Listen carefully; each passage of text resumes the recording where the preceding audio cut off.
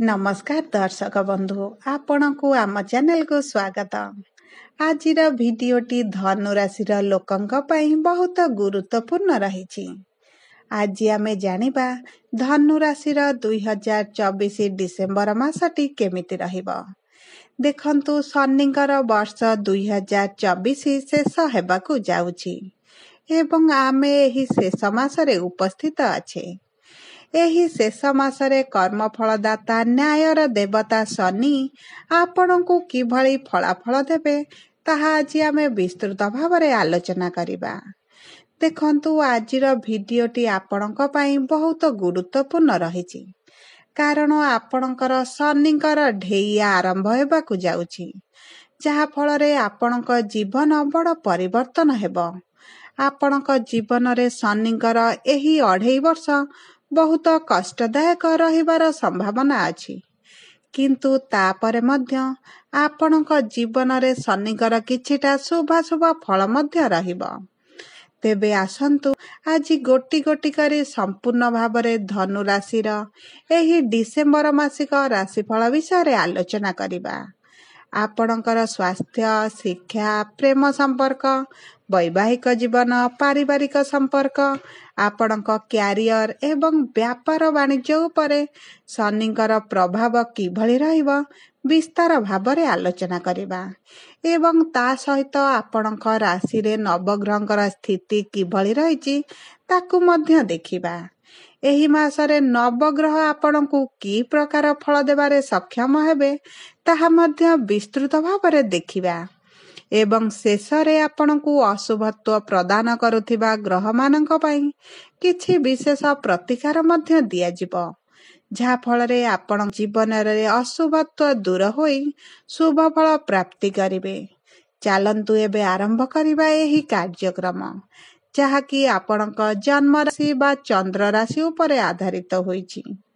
जदि आपणकर धनु लग्न होई थाए तथापि भी आपण एही भिडियोटी को शेष पर्यंत देखंतु एवं डिसेम्बर मासरे धनु राशि रे नवग्रहंकर स्थिति विषय जानंतु एवं ग्रह मानकर गोचर आपणकू की फलाफल देबा पई सक्षम हेबे एही मासरे से विषय मध्य आपण जानंतु। किंतु भिडियोटी आरंभ करिबा पूर्वरु आपणकर जदि धनु राशि होई थाए एवं आपण भी ईश्वर को आंतरिक भक्ति एवं विश्वास करंती तेबे भिडियोटी को लाइक करंतु। कमेंट बॉक्स रे जय जगन्नाथ, जय शनिदेव अवश्य लिखि दियंतु। ताहले आसंतु जानिबा डिसेम्बर मास किपरि रहिबो धनु राशि रो लोकंक पई एवं ता पूर्वरु जानिबा धनु राशि रे नवग्रहंकर स्थिति किभଳି रहुची। देखंतु आपणकर तृतीय घरे शनि विराजमान करिसंती, चतुर्थ घरे राहु, षष्ठ घरे गुरु, अष्टम घरे मंगल, दशम घरे केतु, एकादश घरे सूर्य एवं बुध, द्वादश घरे शुक्र विराजमान करिसंती, जहा फलरे एही घर गुड़िकरे सेमाने शुभाशुभ फल देबा पई चेष्टा बल पाइबे। किंतु आपणक राशि रे ग्रह मानकर स्थान किभଳି रहिछि ताहा उपरे आपणकर राशिफल निर्भर करे। देखंतु एही डिसेम्बर मासरे आपणकर तृतीय घरे शनि रहिबे, जहा फलरे तृतीय घर हला आपणकर भाई भौणीकर घर, आपणकर छोट यात्रार घर एवं आपणक ऑनलाइन कारोबार घर। देखंतु जेउ माने ऑनलाइन रे काम करूचंती तांको विशेष सफलता मिलिबो, तांको काम रे समृद्धि हेबो एवं जदि आपण आपणक व्यवसाय को ऑनलाइन रे ट्रांसफर मध्य करंती सेथिरे मध्य आपणकू विपुल अर्थ मिलिबो। किंतु एही मासरे शनि आपणकू बहुत दौड़ाइबे। आपणक व्यवसाय पई हो किंबा आपणक क्यारियर पई आपणकू बहुत ट्रैवल करिबाकू पड़िबो, जहा फलरे आपणक परिश्रम अनुसार शनि आपणकू फल देबे। आपणकर चतुर्थ घरे राहु विराजमान करिसंती, चतुर्थ घर हला आपणक भोग विलास ऐश्वर्य ता सहित आपणकर मांकर मध्य गृह। एही गृह रे राहुंकर विराजमान हेतु आपण आपणक भोग विलास सामग्री क्रय करिबा पई बेसी चिंता करिवे एवं आपण किछि सामग्री मध्य एही मासरे क्रय करि पारंती, जहा आपणक जीवन रे सुख सुविधा भरि देबो। ଆପଣଙ୍କର ମାଙ୍କ ସହିତ ଆପଣଙ୍କର କିଛି ତର୍କ ବିତର୍କ ଭଳି ପରିସ୍ଥିତି ହୋଇପାରେ, କାରଣ ରାହୁ ଆପଣଙ୍କୁ ଭ୍ରମିତ କରିବେ। ଆପଣଙ୍କ ମନରେ ବହୁତ ଗୁଡ଼ାଏ ଚିନ୍ତାଧାରା ଭରି କରିବେ। ସେଥିପ୍ରତି ଆପଣଙ୍କୁ ଟିକେ ଧ୍ୟାନ ଦେବାର ଅଛି। ଆପଣଙ୍କର ଷଷ୍ଠ ଘରେ ଦେବଗୁରୁ ବୃହସ୍ପତି ବିରାଜମାନ କରିଛନ୍ତି। ଷଷ୍ଠ ଘର ହେଲା ଆପଣଙ୍କର ରୋଗ, ଋଣ ଏବଂ ଶତ୍ରୁର ଘର। ଦେବଗୁରୁ ବୃହସ୍ପତି ହେଉଛନ୍ତି ଏକ ଶୁଭ ଗ୍ରହ ଏବଂ ସେ ଯେଉଁ ଗୃହରେ ରୁହନ୍ତି ସେହି ଗୃହରେ ଶୁଭାଶୁଭ ଫଳ ଭରି ଦିଅନ୍ତି। ଆପଣଙ୍କର ଷଷ୍ଠ ଗୃହରେ ଗୁରୁଙ୍କର ବିରାଜମାନ ହେତୁ ଆପଣଙ୍କର ଶତ୍ରୁଙ୍କ ସଂଖ୍ୟା କମିଯିବ ଏବଂ ଆପଣଙ୍କ ଶତ୍ରୁଙ୍କର ପ୍ରଭାବ ଆପଣଙ୍କ ପ୍ରତି ମଧ୍ୟ କମିଯିବ। ଆପଣଙ୍କ ଋଣ ଭାର ଆପଣଙ୍କ ଉପରୁ ଟିକେ କମିଯିବ। ଦେଖନ୍ତୁ, ଆପଣ ଯଦି ଆଗରୁ ଲୋନ୍ ଆଣିଥିଲେ କିମ୍ବା ଆପଣ କରଜ ଅର୍ଥ ଆଣିଥିଲେ, ଏହି ମାସରେ କିଛିଟା ଆପଣ କରଜ ଶୁଝିବା ପାଇଁ ସକ୍ଷମ ହେବେ। ଆପଣଙ୍କ ସ୍ୱାସ୍ଥ୍ୟରେ ମଧ୍ୟ ପରିବର୍ତ୍ତନ ହେବ। ଆପଣଙ୍କ ସ୍ୱାସ୍ଥ୍ୟରେ ଚାଲିଥିବା ସମସ୍ୟା ଗୁଡ଼ିକ ଧୀରେ ଧୀରେ କମ୍ ହେବା ଆରମ୍ଭ କରିବ। ବିଶେଷ ଭାବରେ ଆପଣଙ୍କ ଗଳା, ତଣ୍ଟି, ପାଟିରେ ଯଦି କିଛି ସମସ୍ୟା ଥିଲା, ସେଥିରୁ ଆପଣଙ୍କୁ କିଛି ରିହାତି ମିଳିବ। କିନ୍ତୁ ଆପଣଙ୍କ ଆଣ୍ଠୁ, ଗଣ୍ଠି, ଅଣ୍ଟା ଏବଂ ପାଦରେ ଯାହା ଯନ୍ତ୍ରଣା ଥିଲା, ସେଥିରେ ଟିକେ ବଢ଼ିବାର ସମ୍ଭାବନା ଅଛି, କାରଣ ଶନିଙ୍କର ପ୍ରଭାବ ଆପଣଙ୍କ ଷଷ୍ଠ ଗୃହରେ ମଧ୍ୟ ରହିବ। ଦେଖନ୍ତୁ, ଆପଣଙ୍କର ଅଷ୍ଟମ ଗୃହରେ ମଙ୍ଗଳ ବିରାଜମାନ କରିଛନ୍ତି। ଅଷ୍ଟମ ଗୃହ ହେଲା ଆପଣଙ୍କର ଗୁପ୍ତ ଧନର ଗୃହ ଏବଂ ଗୁପ୍ତ ଜ୍ଞାନର ଗୃହ।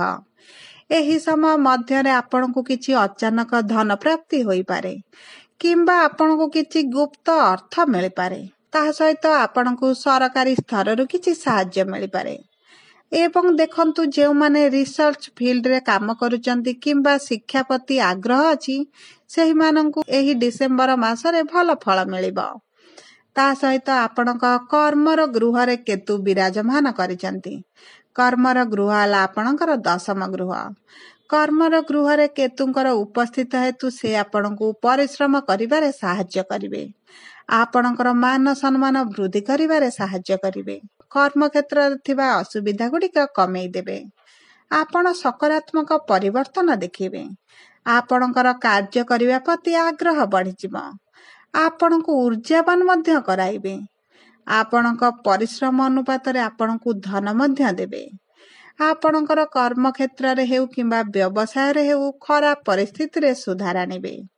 ତା ସହିତ ଦେଖନ୍ତୁ, ଆପଣଙ୍କର ଏକାଦଶ ଘରେ ସୂର୍ଯ୍ୟ ଏବଂ ବୁଧ ବିରାଜମାନ କରିଛନ୍ତି। ଏକାଦଶ ଘର ହେଲା ଆପଣଙ୍କର ଲାଭର ଗୃହ। ଏହି ଗୃହରେ ସୂର୍ଯ୍ୟ ଏବଂ ବୁଧଙ୍କର ଉପସ୍ଥିତ ହେତୁ ଆପଣଙ୍କର ଲାଭଟି ବଢ଼ିଯିବ। ବୁଧ ହେଉଛନ୍ତି ବାଣୀର କାରକ ଗ୍ରହ ଏବଂ ଆପଣଙ୍କ ବାଣୀରେ ଶୁଦ୍ଧତା ଆଣିବେ। ଆପଣ ଏହି ଡିସେମ୍ବର ମାସରେ କଥା କହି କାମ ହାସଲ କରିନେବେ। ଆପଣଙ୍କ କଥାରେ ଓଜନ ବଢ଼ିଯିବ। ଆପଣ ଯାହା କହିବେ ସେହି କଥା ଅନୁଯାୟୀ କାର୍ଯ୍ୟ ହେବ ଏବଂ ସୂର୍ଯ୍ୟଙ୍କର ଉପସ୍ଥିତ ହେତୁ ଆପଣଙ୍କ ମାନ ସମ୍ମାନ ପ୍ରତିଷ୍ଠାରେ ବୃଦ୍ଧି ଘଟିବ। ଆପଣ ନିଜର ନୂତନ ପରିଚୟ ସୃଷ୍ଟି କରିବେ। ନିଜ ଗୋଡ଼ରେ ଠିଆ ହେଲା ଭଳି ଅନୁଭବ କରିବେ। ଆପଣଙ୍କର ଧନ, ଐଶ୍ୱର୍ଯ୍ୟ, ସମୃଦ୍ଧି ମଧ୍ୟ ହେବ ଏବଂ ଆପଣଙ୍କର ଦ୍ୱାଦଶ ଘରେ ଶୁକ୍ରଙ୍କର ଉପସ୍ଥିତ ହେତୁ ଆପଣଙ୍କର ଦ୍ୱାଦଶ ଘରେ ମଧ୍ୟ ବଢ଼ୋତ୍ତରୀ ହେବ। ଆପଣଙ୍କର ଦ୍ୱାଦଶ ଘର ହେଲା ଖର୍ଚ୍ଚର ଗୃହ। ଶୁକ୍ର ହେଉଛନ୍ତି ଭୋଗ ବିଳାସର ଗ୍ରହ। ଆପଣ ଏହି ଡିସେମ୍ବର ମାସରେ କିଛି ଅର୍ଥ ନିଜ ପାଇଁ ଖର୍ଚ୍ଚ କରିବେ। ନିଜର ସଉକିନି ସାମଗ୍ରୀ କିଣିବାରେ ଖର୍ଚ୍ଚ କରିବେ। ଆପଣ ନିଜର ସାଙ୍ଗସାଥୀ ମାନଙ୍କ ସହ ବୁଲିବାରେ ଖର୍ଚ୍ଚ କରିବେ। ଆପଣଙ୍କର ଖର୍ଚ୍ଚ ଉପରେ ଟିକେ ନିୟନ୍ତ୍ରଣ କରିବାର ଆବଶ୍ୟକତା ଅଛି, ନଚେତ ଆପଣଙ୍କୁ କିଛି ଲୋନ୍ କିମ୍ବା ଧାର କରଜ କରିବାକୁ ପଡ଼ିପାରେ। କାରଣ ଖର୍ଚ୍ଚର ଗୃହରେ ଶୁକ୍ରଙ୍କର ବିରାଜମାନ ହେତୁ ଆପଣଙ୍କୁ ନିଜର ମନରେ ଅଙ୍କୁଶ ଲଗାଇବାକୁ ପଡ଼ିବ, ନଚେତ ଆପଣଙ୍କର ଆର୍ଥିକ ସ୍ଥିତି ବିଗିଡ଼ି ଯାଇପାରେ। ଦେଖନ୍ତୁ, ଆପଣଙ୍କୁ ଏହି ମାସରେ ଶୁଭ ଶୁଭ ଫଳ ପାଇବା ପାଇଁ ପ୍ରତିଦିନ ଆପଣ ହନୁମାନ ଚାଳିଶା ପାଠ କରନ୍ତୁ ଏବଂ ଗୁରୁବାର ଦିନ ଗୁରୁଙ୍କର ବୀଜ ମନ୍ତ୍ର ଜପ କରନ୍ତୁ। ଚେଷ୍ଟା କରନ୍ତୁ ଗୁରୁବାର ଦିନ ଗରିବ ଲୋକଙ୍କୁ କିଛି ଖାଦ୍ୟ ଦେବା ପାଇଁ। ଏବଂ ସବୁଠାରୁ ବଡ଼ ଜିନିଷ ହେଲା, ଆପଣ ପ୍ରତିଦିନ ସୂର୍ଯ୍ୟ ଭଗବାନଙ୍କୁ ଜଳ ଅର୍ପଣ କରନ୍ତୁ। ଆପଣଙ୍କୁ ଶୁଭାଶୁଭ ଫଳ ପ୍ରାପ୍ତି ହେବ। ଯଦି ଆପଣଙ୍କୁ ଆମ ଭିଡ଼ିଓଟି ପସନ୍ଦ ଆସିଥାଏ, ଭିଡ଼ିଓଟିକୁ ଲାଇକ୍ କରନ୍ତୁ। कमेंट बॉक्स रे जय जगन्नाथ जय शनिदेव अवश्य लिखंतु। जदि प्रथम थर आम चैनल को आसिचंती चैनल टी को सब्सक्राइब करंतु। पाखरे थिबा बेल आइकन को प्रेस करंतु। धन्यवाद।